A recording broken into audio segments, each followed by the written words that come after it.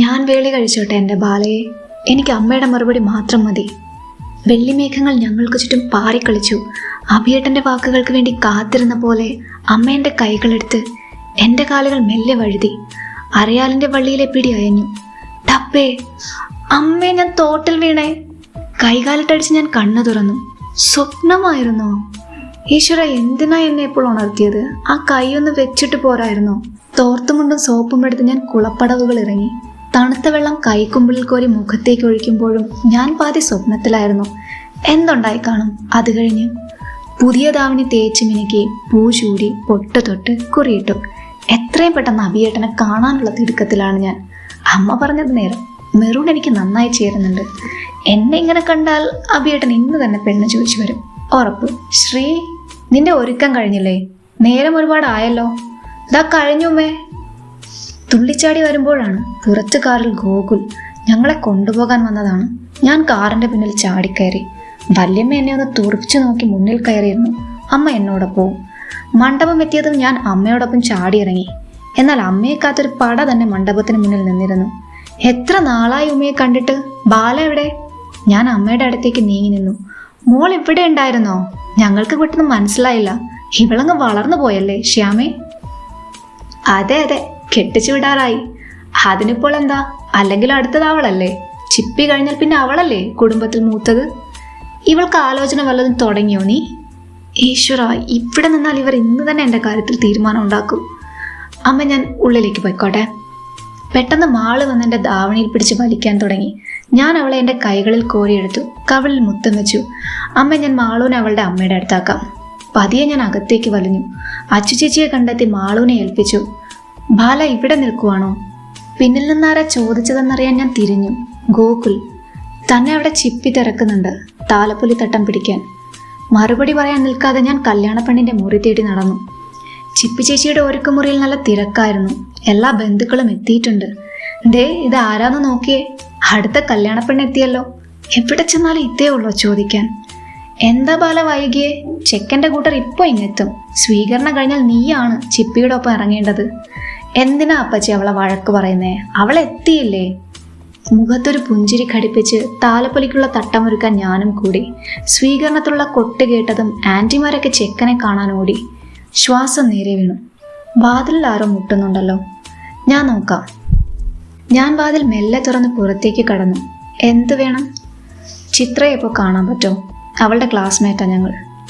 Sorry, പെൺകുട്ടികൾക്ക് വേണമെങ്കിൽ കയറി കാണാം. ചേച്ചി ഒരുക്കത്തിലാണ്. എപ്പോഴാ കാണാൻ പറ്റുക? ഇനിയിപ്പോൾ കല്യാണം കഴിഞ്ഞിട്ടേ പറ്റുള്ളൂ. അകത്ത് ഫോട്ടോ സെഷനൊക്കെ നടക്കുക. എൻ്റെ മറുപടിയിൽ അരിശം പൂണ്ടയാൾ നടന്നുപോയി. ഒപ്പം കൂടെ നിന്നവരും. മുഹൂർത്തത്തിന് സമയമായി. ഒരുക്കി വെച്ച തട്ടമെടുത്ത് കുട്ടികൾ ഓരോരുത്തരായി ചുവട് വെച്ചു. അവർക്ക് പിറകെ ഞാനും. എന്നെ പിന്തുടർന്ന അപ്പച്ചിയോടൊപ്പം ചിപ്പി ചേച്ചിയും. അമ്മായിമാർ പലരും എന്നെ നോക്കി കൈ കാണിച്ചു. ഇത്രയും നാളില്ലാത്ത സ്നേഹമൊക്കെ പലരിലും പൊട്ടിമുളച്ച പോലെ. സദസ്സിന് മുന്നിൽ തട്ടം വെച്ച് എല്ലാ കുട്ടികളും സ്റ്റേജിൽ തന്നെ നിന്നു. ഞാൻ അവരുടെയൊക്കെ കണ്ണ് വെട്ടിച്ച് ആൾക്കൂട്ടത്തിനിടയിൽ വന്നു നിന്നു. എല്ലാ കസേരയിലും ആളുകൾ. എവിടെയാ ഒന്നിരിക്കുക? ഒടുവിൽ ഒഴിഞ്ഞ ഒരിടം കണ്ടെത്തി ഞാൻ ഇരിപ്പുറച്ചു. പിന്നിലായതുകൊണ്ട് ഇവിടെ ആരും തേടി വരില്ല. മെല്ലെ ഫോൺ പുറത്തെടുത്തു. ഞാൻ അഭിയേട്ടനെ ഡയൽ ചെയ്തു. ഫോൺ എടുക്കുന്നില്ലല്ലോ. പെട്ടെന്നാരോ എൻ്റെ ഇടതുവശത്തുള്ള സീറ്റിൽ വന്നിരുന്നു. എൻ്റെ ശ്രദ്ധ ഫോണിലായിരുന്നു. നീ ഇവിടെ ആയിരിക്കുകയാണോ? ഞങ്ങൾ എവിടെയൊക്കെ തേടിയെന്നോ? ഞാനിവിടെ ഒളിച്ചിരിക്കുന്നത് ആരോ കണ്ടെത്തി. ഇതാരാ ഈ കണ്ണാടിക്കാരൻ? ഓ, എന്നോടല്ല, എൻ്റെ അടുത്തിരിക്കുന്ന ചെക്കനോടാ. അവൻ്റെ പുറകെ വാല് പോലെ കുറേ പേർ വന്നിരുന്നു. ഞാനൊന്നും കാര്യമാക്കാതെ ഫോണിൽ തന്നെ നോക്കിയിരുന്നു. അഭിയേട്ടാ, എത്താറായോ? മുഹൂർത്തത്തിന് സമയമായി. എൻ്റെ മെസ്സേജിന് കുറേ നേരമായി മറുപടിയില്ല. കണ്ണിലെ നനവ് ഞാൻ അറിയുന്നുണ്ട്. ഇവിടെ വെച്ച് കരഞ്ഞാൽ പലരും ചോദിക്കും, അഭിയേട്ടൻ പെട്ടെന്ന് വരണേ. കൊട്ടും കുരവയും ഉയർന്നു കേട്ടു. ഇവിടെ ഇരുന്നിട്ട് ക്യാമറാമാനെ മാത്രം കാണാം. അത്രയും നേരം വാതോരാതെ സംസാരിച്ചുകൊണ്ടിരുന്ന ചേട്ടന്മാർ ഒക്കെ പെട്ടെന്ന് നിശബ്ദരായി. എൻ്റെ കണ്ണ് ഫോണിലും. അഭിയേട്ടൻ്റെ മെസ്സേജ്. ബാല, സോറി, എനിക്ക് വരാൻ പറ്റില്ല. നമുക്ക് കഴിഞ്ഞതൊക്കെ മറക്കാം. വിറച്ച കൈകളിലൂടെ ഊർന്നെൻ്റെ ഫോൺ താഴെ വീണു. ആരോ അതെൻ്റെ കയ്യിൽ വെച്ച് തന്നു. അത് പിന്നെയും ഊർന്നു പോയി. ഡോ, തനിക്കെന്താ പറ്റിയേ? ഡോ. ഞാൻ കണ്ണു തുറക്കുമ്പോൾ മണ്ഡപത്തിൽ കുറച്ചുപേർ മാത്രമേ ഉള്ളൂ. ഒപ്പം ഇരുന്നവരൊന്നും കാണുന്നില്ല. വിജയ്, നിന്നോട് ഞാൻ അപ്പോഴേ പറഞ്ഞത് ഈ കല്യാണത്തിന് വരണ്ടാന്ന്. ഇപ്പൊ നോക്ക്, ആവശ്യമില്ലാത്ത ഓരോ വയ്യവേലികൾ. കണ്ണാടി എൻ്റെ അടുത്തിരുന്ന ചേട്ടനെ വഴക്ക് പറയുന്നുണ്ട്. ഡോ! അടുത്തിരുന്ന ചേട്ടൻ എന്നെ തട്ടി വിളിച്ചു. ചിപ്പി ചേച്ചിയുടെ ഒരുക്കുമുറിയിൽ കയറാൻ അനുവാദം ചോദിച്ച ചേട്ടൻ. അയാളുടെ കയ്യിൽ എൻ്റെ ഫോൺ കണ്ട് ഞാനത് പിടിച്ചു വാങ്ങി. എനിക്കെങ്ങും വേണ്ട തൻ്റെ ഫോൺ. ഞാൻ നേരത്തെ വായിച്ചത് ശരിയാണ്. കണ്ണുനീർ നിയന്ത്രിക്കാൻ ഞാൻ ഒരുപാട് ശ്രമിച്ചു, പക്ഷെ കഴിയുന്നില്ല. താനെന്തിനാ കരയുന്നേ? ഡോ, ആൾക്കാർ നോക്കുന്നു. ഇതൊക്കെ നമ്മുടെ തലയിലാകുമെന്നാ തോന്നുന്നേ. വായടയ്ക്കടാ. പെട്ടെന്ന് വിജയ് എൻ്റെ കൈ പിടിച്ച് വലിച്ചു. താനൊന്ന് വന്നേ. അയാളുടെ പുറകെ ഞാൻ നടന്നു. ആരുമില്ലാത്ത കോണിലെത്തിയതും വിജയ് നിന്നു. പ്ലീസ്, കരച്ചിൽ നിർത്തൂ. ആൾക്കാരൊക്കെ നോക്കുന്നു. ഞങ്ങൾ എന്തെങ്കിലും ചെയ്തിട്ടാണെന്നേ കാണുന്നവർ കരുതൂ. പൊന്നു പെങ്ങളല്ലേ, ആവശ്യത്തിലധികം പ്രശ്നം ഇപ്പൊ തന്നെയുണ്ട്. അതുകൊണ്ടാ, പ്ലീസ്. ആ കണ്ണാടിയും ഒപ്പം വന്നിരുന്നു. ധാവണിയുടെ തുമ്പിൽ ഞാൻ കണ്ണീർ ഒളിപ്പിക്കാൻ നോക്കി, എന്നാൽ കഴിയുന്നുണ്ടായിരുന്നില്ല. തന്നോടല്ലേ പറഞ്ഞത്? ഇങ്ങനെ കരയാനും മാത്രം അവൻ ചത്തോ? നീ എന്തൊക്കെയാടാ ഈ കൊച്ചിനോട് പറയണേ? പിന്നല്ലാതെ, അവളുടെ പൂങ്കണ്ണീർ. എന്താ അവന്റെ കല്യാണം കഴിഞ്ഞോ? ഇല്ലല്ലോ. ഇത്രയും നേരത്തെങ്കിലും സത്യം അറിഞ്ഞെന്ന് കരുതിയ പോരെ? വിജയുടെ വാക്കുകൾ എൻ്റെ ശ്രമങ്ങളെ ഭേദിച്ചു പിന്നെയും എന്നെ കരയിക്കുകയായിരുന്നു. ദേ പിന്നെയും തുടങ്ങി. നിന്നോട് ഞാൻ പറഞ്ഞതാ മിണ്ടാതിരിക്കാൻ വിജയ്, അതിനെ പിന്നെയും കരയിക്കാതെ. കൊച്ചെ പ്ലീസ് ഒന്ന് നിർത്ത്. ഇവൾ അഭിനയിക്കുന്നതാ. ഇത്രയും കരയാനും മാത്രം എന്താ? ഞാനും വായിച്ചതാണല്ലോ. എവിടെ തന്റെ ഫോൺ?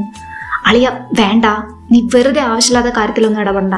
അല്ലെങ്കിലേ നിന്റെ സമയം തീരെ ശരിയല്ല. എൻ്റെ കയ്യിലിരുന്ന ഫോൺ വിജയ് പിടിച്ചു വാങ്ങിയത് പെട്ടെന്നായിരുന്നു. ഇയാളിത് എന്താ കാണിക്കുന്നേ? ഫോൺ തുറന്ന് അയാൾ എന്തൊക്കെയോ ടൈപ്പ് ചെയ്തു. ഞാൻ തടയാൻ നോക്കി, പക്ഷെ അയാളുടെ ഇടത്തെ കൈകൊണ്ട് എന്നെ അകറ്റി നിർത്തി. കുറച്ചു കഴിഞ്ഞ് അയാൾ ഫോൺ തിരികെ നൽകി. ഇനിയിരുന്ന് നല്ല പോലെ കരഞ്ഞു. ഞാൻ ഫോൺ തുറന്നു നോക്കി. എൻ്റെ കൃഷ്ണ, താങ്ക് യു. ഇപ്പോഴെങ്കിലും സത്യം തുറന്നു പറഞ്ഞതിന്. Very good bye. അയാൾ അയച്ച മെസ്സേജ് നോക്കി തറയിലിരുന്ന് ഞാൻ പൊട്ടിക്കരഞ്ഞു.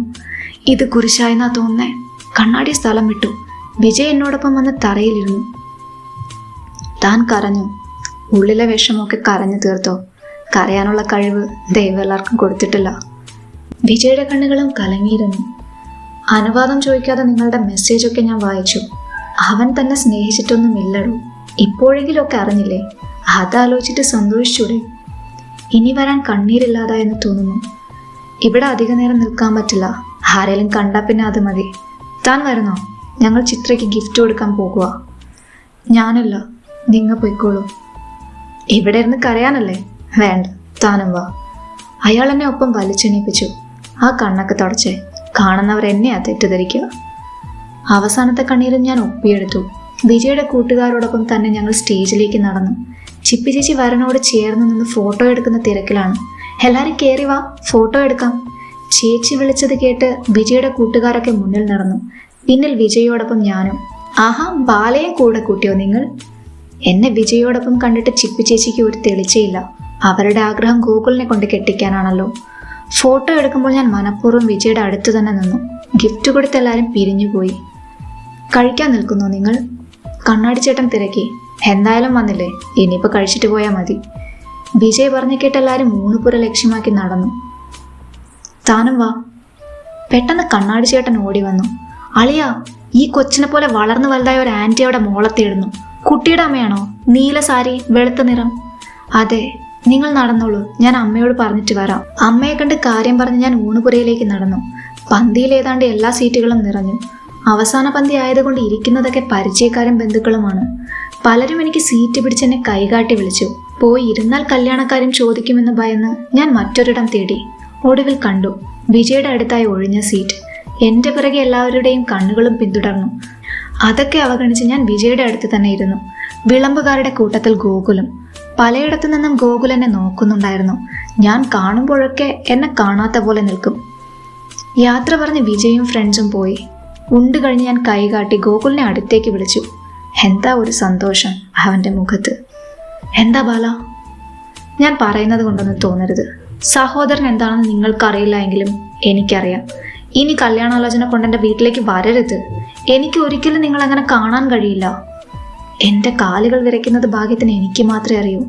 ഞാനൊന്ന് പറഞ്ഞോട്ടെ ബാല, നിങ്ങൾ എന്ത് പറഞ്ഞാലും എനിക്ക് നിങ്ങൾ സ്വന്തം ചോരയാണ്. അത് മാറില്ല ഒരിക്കലും. ഇതൊക്കെ പറയാൻ എങ്ങനെ ധൈര്യം കിട്ടിയെന്നറിയില്ല. പറഞ്ഞു മുഴുമിച്ച് അമ്മയോടൊപ്പം തിരികെ ഞാൻ വീട്ടിലെത്തി. മുറിയിൽ കയറി വാതിലടച്ച് കരയാനല്ലാതെ മറ്റൊന്നിനും അപ്പോൾ എനിക്ക് തോന്നിയില്ല. അഭി ഇനി മുതൽ എൻ്റെ ജീവിതത്തിലില്ല. ആ സത്യം ഞാൻ മനസ്സിനെ പറഞ്ഞു പഠിപ്പിച്ചുകൊണ്ടിരുന്നു. ഫോണിലെ വെളിച്ചം കണ്ടു നോക്കുമ്പോൾ പരിചയമില്ലാത്ത നമ്പറിൽ നിന്നൊരു മെസ്സേജ് ആയിരുന്നു. ജോലി തൻ്റെ ആവശ്യമാണ്, അത് ആർക്കും വേണ്ടി മാറ്റിവെക്കേണ്ടതില്ല. താൻ ആ ജോലിക്ക് പോകണം. Promise me that you will go. Shri, നീ അവിടെ എന്തെടുക്കാ? ഡ്രസ്സ് മാറി വേഗം വന്നേ. ധാവണി മാറ്റി ഞാൻ അമ്മയുടെ അടുക്കൽ നടന്നു. അമ്മേ, ഒരു സന്തോഷമുള്ള കാര്യം പറയട്ടെ. അമ്മ വാർത്തയറിയാൻ എന്നെ ഉറ്റുനോക്കി. എനിക്ക് ജോലി കിട്ടി. അടുത്ത മാസം 1 ജോയിൻ ചെയ്യാം. എനിക്കും വാശിയായിരുന്നു. എന്ത് സംഭവിച്ചിട്ടാണെങ്കിലും ഞാൻ ഈ ജോലിക്ക് പോയിരിക്കും. Sir, may I come in? Hey Sreebala, വരൂ. സർ, ചോദിച്ച പേപ്പേഴ്സൊക്കെ ഉണ്ട്. ഞാൻ ഇന്ന് തന്നെ ജോയിൻ ചെയ്യുവാണ്. കയ്യിലിരുന്ന ഡോക്യുമെൻറ്റ്സ് ഞാൻ രവിക്ക് മുന്നിൽ വെച്ചു. കൂൾ. പിന്നെ ആ സാർ വിളി വേണ്ട കേട്ടോ. ഇവിടെ എല്ലാവരെയും പേര് വിളിച്ചാൽ മതി. Thank you Ravi. കം, ഞാൻ തൻ്റെ ടീമിനെ പരിചയപ്പെടുത്താം. ഏത് നിമിഷമാണോ അഭിയേട്ടനെ കാണുക. കണ്ടുമുട്ടും, ഉറപ്പാണ്. അതൊക്കെ നേരിടാൻ ഞാൻ തയ്യാറുമാണ്. പക്ഷെ അത് എത്രത്തോളം വൈകിക്കാമോ അത്രയും വൈകിക്കണേ ഈശ്വര. രവി എന്നെയും കൂട്ടി അടുത്ത ക്യാബിനിലേക്ക് നടന്നു. Hello guys. രവിയുടെ ഒച്ച കേട്ട് ക്യാബിനിലെ സകല കണ്ണുകളും എന്നിലേക്ക് തിരിഞ്ഞു. പകരം ഞാനൊന്ന് പുഞ്ചിരിച്ചു. Here is a new member. She Sreebala. You can call her Sree or Bala. Ravi എന്നെ നോക്കി. Call me Bala. Yes, Bala. Bala ഇനി മുതൽ നിങ്ങളുടെ ടീമിലായിരിക്കും വർക്ക് ചെയ്യുന്നത്.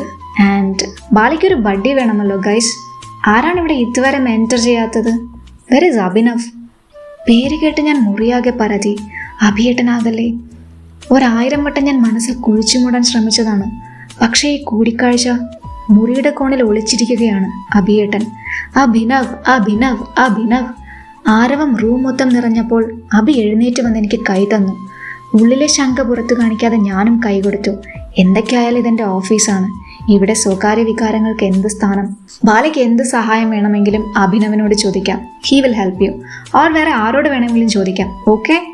രവി എന്നെ ആ മുറിയിലാക്കി പുറത്തുപോയി. മീറ്റിംഗ് കഴിഞ്ഞതും ലാപ്ടോപ്പും എടുത്ത് എല്ലാവരും അവരുടെ ഡെസ്കിലേക്ക് നടന്നു. അഭിയും. ഞാനെന്താ ചെയ്യേണ്ടത്? ആരോടാ ചോദിക്കാൻ? അഭിനവ്, എൻ്റെ ഡെസ്ക്. ഞാൻ പേര് വിളിച്ചത് അഭിക്ക് ഇഷ്ടപ്പെടാത്ത പോലെ. ഓ യെസ്, ഞാൻ മറന്നു. വരൂ. അഭിയുടെ പുറകെ ഞാനും നടന്നു. പലരുടെയും ഡെസ്കുകളിൽ പലതരത്തിലുള്ള രചനകൾ, ചിത്രപ്പണി, കടലാസ് കൊട്ടാരം, ചെറിയ ഫിഷ് ടാങ്ക്, ചെടികൾ. മൊത്തത്തിൽ ജീവനുള്ള അന്തരീക്ഷം. എനിക്കൊരുപാട് ഇഷ്ടമായി. ഒരു അലങ്കാരവുമില്ലാത്ത ടേബിൾ എത്തിയതും അഭി എന്നിലേക്ക് തിരിഞ്ഞു. ഇതാണ് തൻ്റെ ടേബിൾ. ഞാനിവിടെ നിന്ന് 4ാമത് കാണുന്ന ടേബിൾ അവിടെയാണ്. എന്തെങ്കിലും ആവശ്യമുണ്ടെങ്കിൽ, ഓഫീസിൽ എന്തെങ്കിലും ആവശ്യമുണ്ടെങ്കിൽ ചോദിക്കാം. ഇടറിയോച്ചയിൽ പറഞ്ഞൊപ്പിച്ച് അഭി തൻ്റെ ഡെസ്കിലേക്ക് പോയി. ആദ്യ ദിവസമായതുകൊണ്ട് പ്രത്യേകിച്ച് പണിയൊന്നും ഉണ്ടായിരുന്നില്ല. നേരത്തെ തന്നെ ഞാൻ വീട്ടിലേക്ക് തിരിച്ചു. ബസ്സിലിരിക്കുമ്പോൾ ഒരു ആൻറ്റി എൻ്റെ അടുത്ത് വന്നിരുന്നു. മോൾക്ക് എന്നെ മനസ്സിലായോ? ഇല്ല. മോളെ എനിക്കറിയാം. 2 ആഴ്ച മുമ്പ് ഒരു കല്യാണത്തിന് ഞാൻ കണ്ടിരുന്നു. ഈശ്വര, ചിപ്പി ചേച്ചിയുടെ കല്യാണം. വീണ്ടും വല്ല ആലോചനയുമാണോ? ഉമയെ ഞാൻ കണ്ടിരുന്നു. അവൾ പറഞ്ഞു മോൾക്കിപ്പോൾ ആലോചനയൊന്നും നോക്കുന്നില്ല എന്ന്. മോളായിരിക്കും വേണ്ടാന്ന് പറഞ്ഞത്. പക്ഷെ ആൻറ്റിക്കറിയാം എന്തുകൊണ്ടാണ് ഇപ്പോൾ നോക്കാത്തതെന്ന്. നിങ്ങൾ തമ്മിൽ ഇഷ്ടമാണെന്നൊക്കെ ആൻറ്റിക്കറിയാം. അമ്മയോട് ആൻറ്റി സംസാരിച്ചോളാം. ആൻറ്റി, ഇതാരുടെ കാര്യം പറയുന്നേ? ആൻറ്റി കയ്യിലിരുന്ന പേഴ്സ് തുറന്നൊരു പേപ്പർ തുറന്ന് കാണിച്ചു. പേപ്പറിൻ്റെ ഇടതുവശത്ത് പിൻ ചെയ്ത ഒരു ചെറുപ്പക്കാരൻ്റെ ഫോട്ടോയും. വിജയ്. ചിപ്പി ചേച്ചിയുടെ കല്യാണത്തിന് കണ്ട് തെറ്റിദ്ധരിച്ചതാണ്. മോൾക്ക് ജോലിയായോ? ആ, ആയി. എന്തേ? മോൾക്ക് ജോലി കിട്ടിയാലേ കെട്ടിക്കൂന്ന് മോളുടെ അമ്മ പറഞ്ഞിരുന്നു. ജോലി ആയ സ്ഥിതിക്ക് ഇനിയിപ്പോൾ ആൻറ്റിക്ക് വരാമല്ലോ അല്ലേ? വേണ്ട, വീട്ടിലേക്കൊന്നും വരണ്ട. അതൊന്നും ശരിയായില്ല. അതിനിടയ്ക്ക് നാണമായോ? നാണോ? ആൻറ്റി നല്ലൊരു ദിവസം നോക്കി അവരെ കൂട്ടിക്കൊണ്ടുവരാം. അവൻ നല്ല ചെക്കനാ. മോൾക്ക് ആൻറ്റി പറഞ്ഞു തരണ്ടല്ലോ. എന്നാൽ ആൻറ്റി ഇറങ്ങട്ടെ. ആൻറ്റിയുടെ സ്റ്റോപ്പെത്തി. ബസ് വെല്ലടിച്ച് നിർത്തിയതും ആ സ്ത്രീ വാതിലിലേക്ക് നടന്നു. ഇറങ്ങാൻ നേരം എന്നെ ഒന്ന് തിരിഞ്ഞു നോക്കി പുഞ്ചിരിച്ചു. വേറെ വഴിയില്ലാതെ ഞാനും. ഈശ്വര, എനിക്ക് മാത്രം എന്താ ഇങ്ങനെ പ്രശ്നങ്ങൾ ബസ് പിടിച്ചു വരുന്നത്? ഈ ആലോചന എങ്ങനെയാ ഒഴിവാക്കുക? ഫോണിലെ സേവ് ചെയ്യാത്ത ആ നമ്പർ മെസ്സേജ് ലിസ്റ്റിൽ നിന്ന് ഞാൻ കണ്ടെത്തി. ഈ നമ്പറിൽ നിന്നാണ് അന്ന് മെസ്സേജ് വന്നത്. ഇത് വിജയ് തന്നെ ആകണം. ഹലോ വിജയ്. ഫൈനലി ഇപ്പോഴാണോ മനസ്സിലായത് വിജയ് ആണെന്ന്? താൻ ജോയിൻ ചെയ്തോ? ചെയ്തു. ഇന്നായിരുന്നു first day. Wow, that's a good news. Congrats. Vijay, ഞാൻ വിളിച്ചത് പറയടോ. തനിക്ക് വല്ല കല്യാണാലോചനയും നടക്കുന്നുണ്ടോ? എൻ്റെ അമ്മ എന്തൊക്കെയോ നോക്കുന്നുണ്ട്. എന്താ താൻ അത് ചോദിക്കാൻ? ഇന്നൊരു ആൻറ്റിയെ കണ്ടു ബസ്സിൽ വെച്ച്. ദല്ലാളാണെന്ന് തോന്നുന്നു. തൻ്റെ ആലോചനയും കൊണ്ട് എൻ്റെ വീട്ടിലേക്ക് വരാമെന്ന് പറഞ്ഞു. എൻ്റെയോ? ഡോ സ്റ്റോപ്പ്. എന്ത് സ്റ്റോപ്പ്? താൻ ബസ്സിലല്ലേ? തന്നെ ഞാൻ കണ്ടു. അടുത്ത സ്റ്റോപ്പിൽ ഇറങ്ങ്. ഞാൻ അടുത്ത് തന്നെയുണ്ട്. പെട്ടെന്ന് ഇറങ്ങ്, ഞാൻ അങ്ങോട്ട് വരാം. ആളിറങ്ങണം. ഞാൻ കോൾ കട്ട് ചെയ്ത് അടുത്ത സ്റ്റോപ്പിൽ ഇറങ്ങി. അല്ല, ഞാനെന്തിനാ ഇപ്പം ഇവിടെ ഇറങ്ങിയേ? വിജയ് എന്തിനാ എന്നോട് ഇത്ര അടുപ്പം കാണിക്കുന്നേ? ഒരു ചുവന്ന ബലേനോ എൻ്റെ മുന്നിൽ വന്ന് നിന്നു. ഉള്ളിൽ നിന്നും അതിൻ്റെ വാതിൽ അല്പം തുറക്കപ്പെട്ടു. കേറടോ. മുൻവശത്തെ വാതിൽ തുറന്ന് ഞാൻ വിജയുടെ ഇടതുഭാഗത്തായിരുന്നു. ഇനി പറ, എന്താ തൻ്റെ പ്രശ്നം? കാർ മുന്നിലേക്ക് കുതിച്ചു. എവിടെ ചെന്നാലും എല്ലാവർക്കും എന്നോട് ചോദിക്കാനുള്ളത് കല്യാണക്കാര്യം മാത്രാ. മടുത്തു. നാട്ടുകാരും ബന്ധുക്കളും ആയിരിക്കും അല്ലേ? വിജയ് അത് പറഞ്ഞത് കളിയാക്കിയ ചിരിയോടെയായിരുന്നു. തനിക്ക് തമാശയായിരിക്കാം, എനിക്കങ്ങനെ അല്ല വിജയ്. ഇപ്പോൾ ഒരു കല്യാണത്തെ പറ്റി എനിക്ക് ചിന്തിക്കാനേ പറ്റില്ല. എൻ്റെ കാര്യം തീരുമാനിക്കുന്നത് ഞാനാ, അല്ലാതെ ബ്രോക്കറല്ല. വീട്ടിൽ അങ്ങനെ ഒരു ആലോചന ഉണ്ടെങ്കിൽ അത് ഞാൻ ഹാൻഡിൽ ചെയ്തോളാം. എൻ്റെ വീട്ടിൽ നിന്നാരും തൻ്റെ വീട്ടിലേക്ക് ആലോചനയായിട്ട് വരാൻ പോകുന്നില്ല. എന്താ അത്രയും ഉറപ്പ് പോരെ? ഞാനൊന്ന് പുഞ്ചിരിച്ചു. മാഡത്തിന് ചിരിക്കാനൊക്കെ അറിയാമായിരുന്നോ? Not bad. ഇടയ്ക്കൊക്കെ ചിരിക്കുന്നത് നല്ലതാ. സാഹചര്യം. ഓഫീസിലെ ചിന്തകൾക്ക് വിട പറഞ്ഞ് ഞാൻ നെടുവീർപ്പിട്ടു. താനവനെ വീണ്ടും കണ്ടു അല്ലേ? ഇത്ര എളുപ്പത്തിൽ എന്നെ വായിച്ചെടുക്കാൻ കഴിയുമോ?